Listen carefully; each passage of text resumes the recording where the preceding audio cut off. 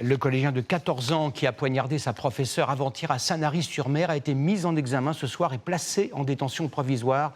Il a reconnu être l'auteur des 4 coups de couteau qui ont grièvement blessé l'enseignante. Il a expliqué avoir voulu se venger. Retour en classe, fébrile ce matin. Pas de cours, mais un moment de discussion avec les enseignants et une question, toujours sans réponse. Comment expliquer le geste de leurs camarades ?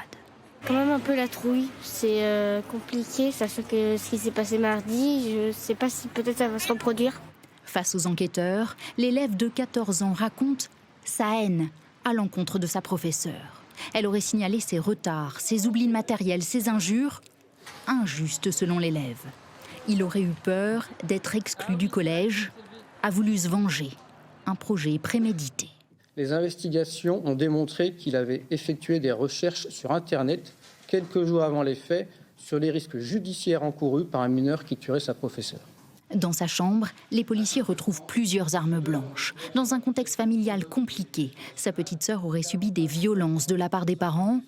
Eux se disent effondrés, décrivent un garçon calme et gentil.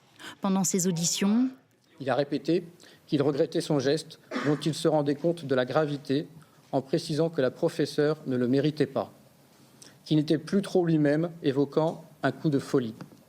Il a évoqué la possibilité de mettre fin à ses jours.